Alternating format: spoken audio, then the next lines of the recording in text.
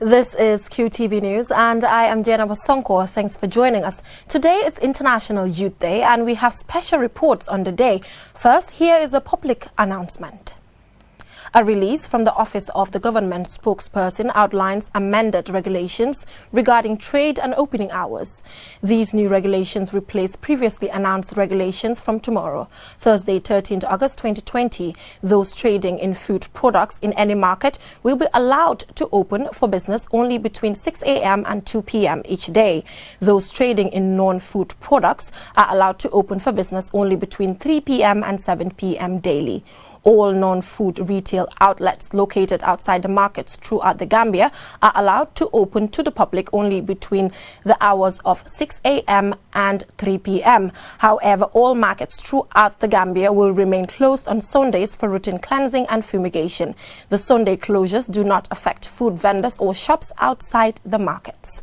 Now, the main local, international and sports news headlines. As the Gambia joins the rest of the world to celebrate International Youth Day, we talked to some inspirational youths. In Basse, we met a diverse group of young people across various sectors and hear about opportunities and struggles on International Youth Day. A Christian organization donates to Yundum Barracks and takes the COVID-19 sensitization message to Tubakuta village. In international news, in the U.S., Kamala Harris becomes the first black woman to be chosen as the vice presidential running mate. France decides to open a terrorist murder case after 6 of its citizens are among those killed in an ambush in Niger. In sports news, Senegal's Ismaila Sarr is a wanted man after reports emerge that several top-flight clubs are after him following his side's relegation from the English Premier League. And yet another case of better late than never, as the former Togo goalkeeper who was severely injured in a terrorist attack receives funds promised to him 10 years ago. Those were the main headlines, and now the news in detail. Stay with us.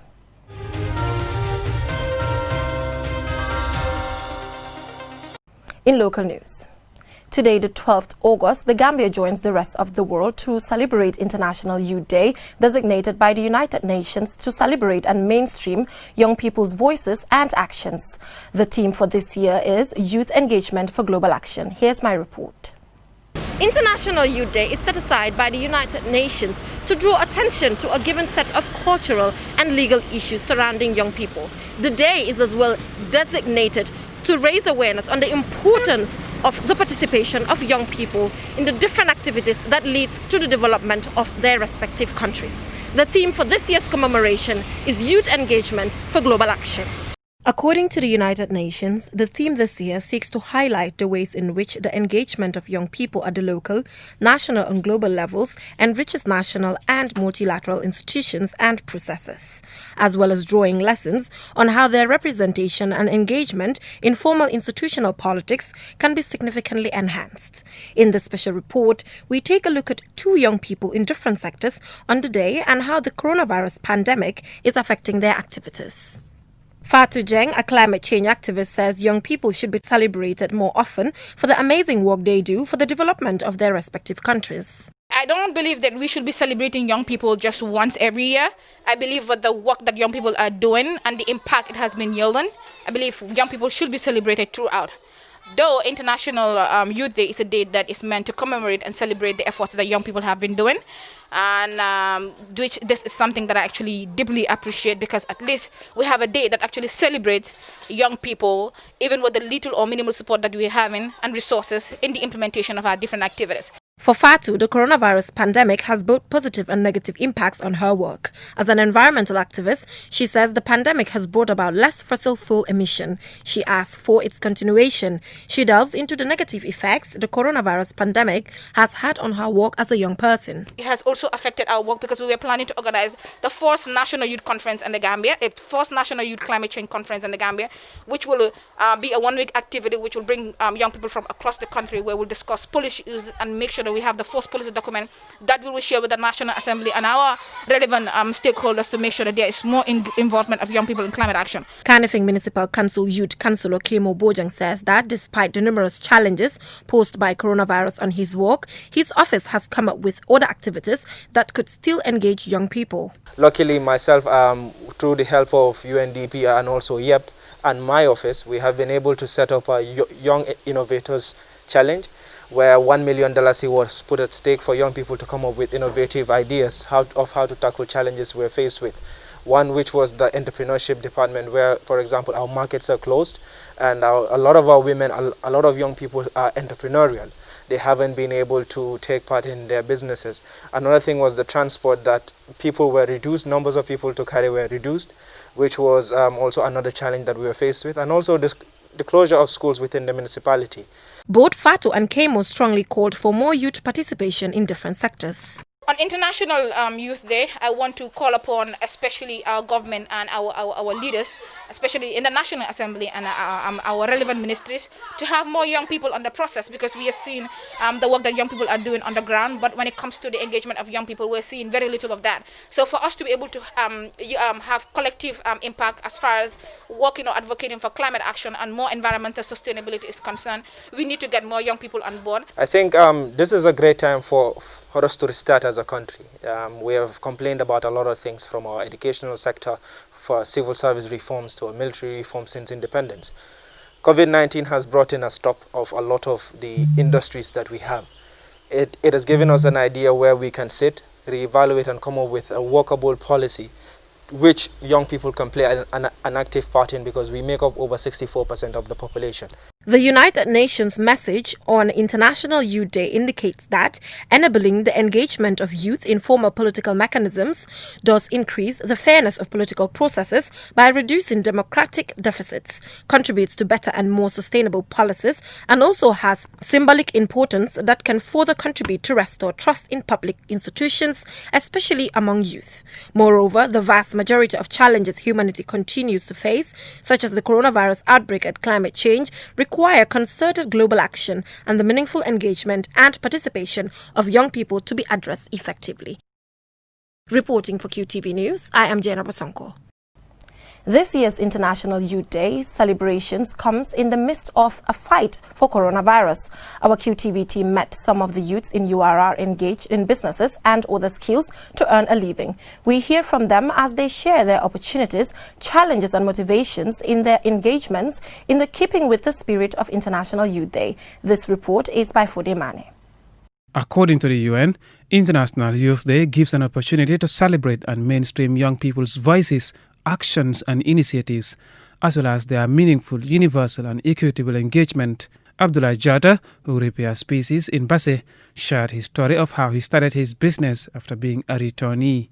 He also told us how his business was progressing before the advent of the COVID-19 pandemic. 2007 to 2008, I traveled from here to Libya. My first occupation was music promoter. I just played music, DJ and other things. It was later on when I travel, I realized that skill is very important. When I come back, so then I have this feeling that let me venture into a skills. So I see story that I love this thing, IT, so much. So then I venture into IT. Before the COVID-19, business was going normal. People were going in and coming in anyhow. But now the COVID-19 start, sometimes people would like to come from a far distance, but because of the COVID-19, they cannot make it up. Musa Godad is a young barber, and Papa is Sawane, who is also an entrepreneur, providing decoration for events. Both highlighted their motivation for getting into their respective businesses. They also outlined the challenges they are encountered and appealed for more support. If not one of the best, but we are the first, you understand, of that are giving this service in URR. You understand? The motivation behind it is like, in those days, people normally go outside, getting transportation, paying them allowances and other stuff to come and give them that service. So we deem it necessary that it's better, at least, let's try it and do it with ourselves. A young musician who is also engaged in selling mobile accessories is Modulamin Kuyate, popularly called Jali MLK, also shared how he is able to comply with the two distinct engagements he has. He also sent a message to his fellow colleagues to be focused regardless of what they are doing to earn a living. It has not been easy to me though, but I thank God. The music is not always, but the business, as we all know, it moves gradually, and also it's an everyday service, you understand? So music for now, like I can say, I pause it for now. The only thing I'll have for my fellow youths, let each and every one of us specialize on what we are doing, what we are good at. The majority of challenges currently facing humanity, such as the COVID-19 outbreak and climate change, require concerted global action and the meaningful engagement and participation of young people to be addressed effectively. In observation of the International Youth Day, our team also visited the National Youth Council office in URR, and the Regional Program Officer, Hamza Sise, sent a message outlining the opportunities available in the region and challenges faced by the youth, and concluded with words of advice for young people. Basically, there are so many opportunities over the years that young people of this region have been benefiting from, ranging from our Qtv programs with our Qtv partners, and as well as, migrant returnees that we also help to actually link them up with opportunities that are available out there for them. I just want to give a brief advice to the young people of this region that this is not the end of the time. The world is not coming to an end any soon. So I just want to encourage them to keep up the momentum and continue to carry on with their activities in the manner in which they can protect themselves, people around them, by trying to adhere to all the measures that are imposed by the government and recommended by WHO, so that together we can cope this pandemic, and then we can come around 2021 and celebrate our International Youth Day. On International Youth Day, it is good to highlight the range of activities and business endeavors youth are doing in this part of the country. Mahmoud Lamin Choi, Qtv News.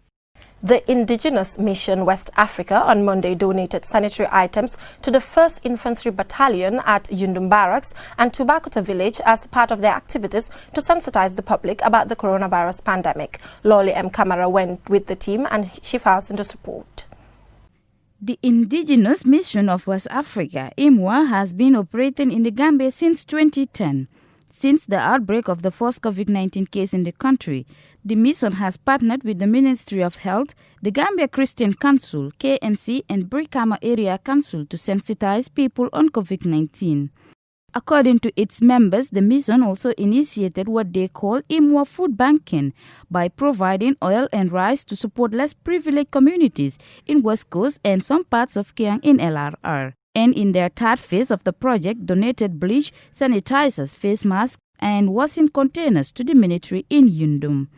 Fadel Sise, the director, IMWA, the Gambia, said COVID-19 is everybody's business and their mission has been to give support and to be involved in sensitizing since the first case was recorded in March. This is our way of supporting, because we have a slogan that where there is need, there is a hero. And we believe this slogan is not new to the military. In fact, we can say we borrow the term from them. Where there is need, there's always a hero. And the hero is not far. It can begin with you. It can begin with me. Because of that, we are on this phase 3. We say, okay, now we pause for food banking now. We prepare drums and their standers with bleaches, Dettol, hand sanitizers, hygienes, and also we distribute face masks to the local villages where they have community markets, because public areas are areas of very importance. So yesterday, we covered the Fonyi all the way down to Kamamudu after Kalaji. And today we are here in Yundum Barracks, and from here we'll move down to Tubakuta, and tomorrow we'll proceed to the Combo East by the grace of God. Bakari Fabure, the mission's COVID-19 team head, gave a demonstration and reminded the gathering about some of the signs to look for in COVID-19 and how to prevent oneself from catching the virus. Breathing difficulties can also come in. But when it goes to a certain point, when the virus is, it dominates you, you begin to have pneumonia and even breathing difficulties. So, but how can we prevent this from I having it, somebody having it? That's where social distancing come in. We need to give social distancing at least maybe 2 meters. From Yundum, the team headed to Tubakuta village to do a similar presentation to the villagers. For QTV News, Loli M. Kamara. We will go for a short commercial break, and when we come back, the news continues with international and sports news. Do stay tuned.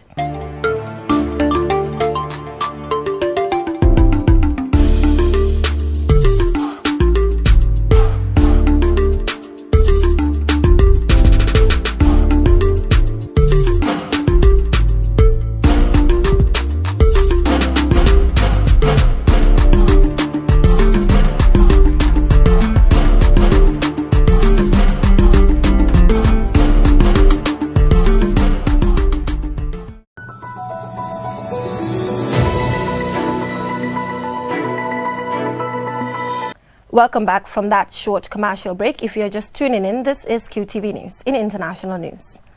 The U.S. Democratic Party's presidential candidate Joe Biden has selected Kamala Harris, the African-American former senator of California, to be his running mate in the 3rd November U.S. presidential election. This makes her the first black woman and the only third woman in U.S. history to be nominated as a vice presidential candidate. Only 2 other women have been nominated as vice presidential candidates for a major party in the U.S. Sarah Palin by the Republican Party in 2008 and Geraldine Ferraro by the Democrats in 1984. Neither was on the winning ticket. Kamala Harris had been a fierce rival to Joe Biden for the top job, but once Biden had won and announced in March that he would pick a woman to be his running mate, many political observers saw her pretty much as the front-runner, even though she was in contention with a stellar cast of candidates such as Susan Rice, the national security advisor in Obama's administration. According to political analysts, Biden had been under some pressure to pick a black woman, given the current convulsions of social unrest in the U.S. over police brutality against African Americans, a key voting bloc for the Democratic Party. And Harris is seen as the one who can deliver Biden the black vote. In last year's Democratic presidential nominations, in which she ran against Biden, Kamala Harris distinguished herself as a tenacious debater and repeatedly clashed with Biden during the debates. She has been an unyielding critic of President Trump, and since the death of George Floyd, she has been outspoken in advocating law enforcement reform. In support of his nomination of Harris, Biden describes her as a fearless fighter for the little guy and one of the country's finest public servants. Former President Bill Clinton called her a terrific pick. The 55-year-old Harris was born in Oakland, California, to a Jamaican father and an Indian mother, and was educated at Howard University, one of the most prestigious black colleges in the U.S. She first ran, successfully, for political office in 2003 for San Francisco District Attorney, where she was regarded as a decided long shot. 6 years later, once again seen as the underdog, she ran for the state attorney general, the state of California. She won and remained there until 2016, when she cruised to an open Senate seat, becoming the first Indian American and only the second black female senator. However, her record as Attorney General has drawn criticism from some quarters, who gave her the description, "Kamala is a cop," for what has been called her illiberal reforms at the California Justice Department, which had not advanced the progressive agenda. But those who have come to her defense point out that a vote for anyone other than Biden-Harris is a vote to keep Trump in office, and who takes issue with Harris's record should be terrified of another 4 years of Trump.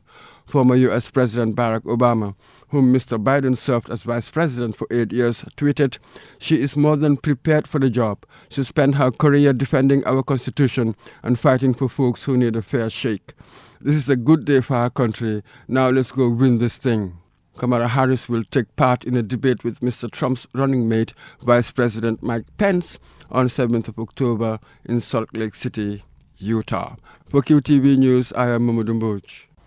French prosecutors have said they will open a terrorist murder case after 6 French aid workers, along with their guide, were killed in Niger. Mariama Fall has been following developments, and this is her report. Initial reports said that French President Emmanuel Macron's confirmed French nationals had been killed in Niger, without providing any additional details. It said Macron spoke on the phone with Niger's President Mahamadou Issoufou.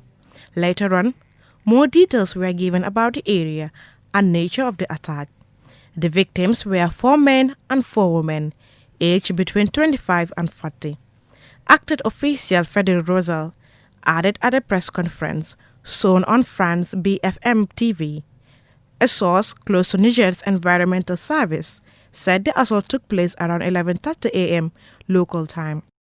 The group was attacked on Sunday in a giraffe reserve near Kuri, a town about 65 kilometers, 40 miles from the capital, Niamey. There was no immediate claim of responsibility. They were intercepted and killed. Tijani Ibrahim Katilia, the governor of Tilaberi region, told Reuters news agency. The 6 work for an international aid group. Niger's defense minister, Usufo Katambe, told Reuters. Acted an aid group confirmed its staff members were targeted in the attack. In a tweet on Sunday evening, Nigerian President Usufo condemned the cowardly and barbarous attack perpetrated in the peaceful area of Kuri. Officials had earlier described the French nationals as tourists. The reserve is a popular attraction in Niger and, despite attacks nearby, had never witnessed a terrorist attack. This is the first time France has opened what it's called a terrorist murder case following the killing of its citizens. Given the instability in the country, it is not clear how French authorities hope to carry out the investigation. Authorities in Niger are treating it as yet another attack that is all too common in the country. Meanwhile, in France, President Macron held a meeting with his National Defense Council to discuss their response. Reporting for Qtv News, I am Mariama Fall. A political debate has broken out across Germany following Interior Minister Horst Seehofer's decision to block individual German states from rescuing migrants from Greek refugee camps. The decision has prompted some state governments to consider legal action against the move. Omar Pijalo has the rest of that. In 2015-2016, German Chancellor Angela Merkel ordered a temporary open-door asylum policy. This open-door policy allowed more than 1 million people, mainly from Syria, Iraq and Afghanistan, to seek asylum in Germany. 890,000 of those came as migrants and refugees traveled through Greece and the Balkans. Merkel's migration policy was largely considered as a positive move, following an assessment by the Expert Council of German Foundation on Integration and Migration. The two states blocked from unilaterally flying hundreds of refugees out of the badly congested camps on the Greece islands, Berlin and Thuringia, are considering challenging the block imposed on them in court. However, given the humanitarian conditions at the mooring camp on Lesbos, they are also pursuing political options as quicker options. German's authorities are now faced with the challenge of balancing between controlling the inflow of migrants and integrating those refugees who are entitled to live in Germany. The COVID-19 pandemic is disproportionately impacting the world's most vulnerable, including refugees, asylum seekers, internally displaced people, and migrant workers, as well as undocumented migrants, which account for more than 70 million people worldwide. These men, women, and children are vulnerable as many of them live in camps or in detention centers, while others live on the streets. Most lack access to basic services such as clean water, sanitation, or inadequate access to health care, and many don't have a legal status. The question now is it really possible to observe the WHO preventive measures in these settings, when most of the refugees do not have easy access to water or soap, or cannot self-isolate as they live in small tents side by side with 10 other people? Reporting for QTV News, I am Omar Pijalo.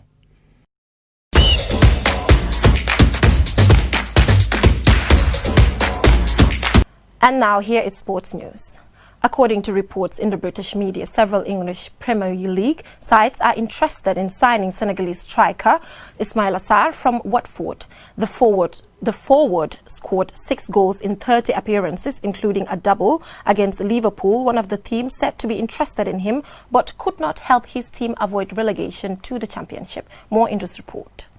The Senegal international was bought by Watford in last summer's transfer window from Stade Rennais, but spent some time on the sideline with injuries. He, however, managed to bag 6 goals in 30 appearances in his first season for the club, including a brace against Liverpool that saw their unbeaten run came to an end. This may be a factor in the champions' alleged interest in him. Watford were unable to maintain that winning form and suffered relegation on the last day of the season. And as expected, clubs will be coming for some of their best players, offering them the chance to play at the higher level. Reports say Ismaila Sarr is the most sought-after player at Vicarage Road. Crystal Palace are said to be at the forefront of the queue and are allegedly even ready to sell their striker Christian Benteke, who they valued at £8 million to raise some of the funds to purchase the Senegalese forward. Sarr could be roped in by Palace as a direct replacement for Wilfred Zaha, who continues to be linked with a move away from the South London club. Liverpool are said to be interested in his services to strengthen their squad, and Wolves appear resigned to losing Adama Traore, who is wanted by several of Europe's biggest clubs. Sarr would be the ideal replacement. Therefore, if the alleged interest in Sarr from new champions Liverpool with the promise of Champions League football is anything to go by, it is likely Crystal Palace will miss out on his signature. Babu Karsi, QTV News. Togolese goalkeeper Kojovi Obilale has finally received $10,000 financial assistance from the African Football Confederation. The assistance came after a promise by the continent's football governing body to support the ex-Curl shot stopper who lost both his legs when the Togo national team bus was attacked by armed men in Cambida, Angola. More in this report. After the 2010 attack on the Togo team bus, the ex-keeper was honored with a special prize by CAF during their award ceremony in 2010. I got to Cairo, the CAF headquarters. I was promised assistance for my agricultural project. I am thanking them because they sent me a letter with a check, revealed Obelela to RFI. The former goalkeeper of Qtv will use for the agro-food project to promote sustainable agriculture. In another development, Malawi's forward, Tabitha Chwenga, has been named Chinese Women Player of the Year following an outstanding 2019-2020 season with Jiangsu Shuning.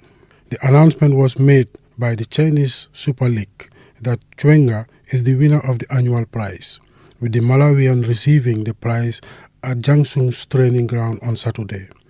She scored 12 goals in 14 games in Jiangsu's 2019-2020 season, totaling 38 in all competitions, including 3 at the maiden Asia Football Confederation Women's Club Championship in South Korea.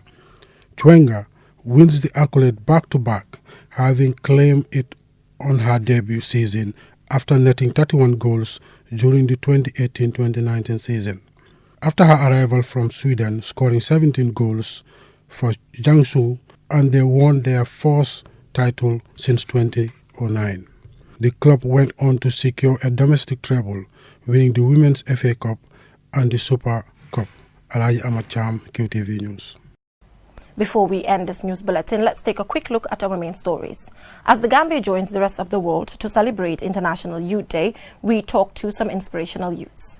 In Basse, we met a diverse group of young people across various sectors and hear about opportunities and struggles on International Youth Day. A Christian organization donates to Yundum Barracks and takes the COVID-19 sensitization message to Tubakuta village.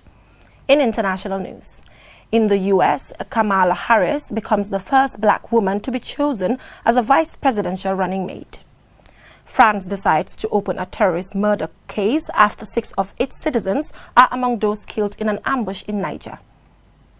In sports news, Senegal's Ismaila Sarr is a wanted man after reports emerge that several top-flight clubs are after him following his side's relegation from the English Premier League. And yet another case of better late than never, as the former Togo goalkeeper who was severely injured in a terrorist attack receives funds promised to him 10 years ago. Well, that is all we have for you in this edition of QTV News. Join us tomorrow, same time for more news. Thanks for watching and do stay safe.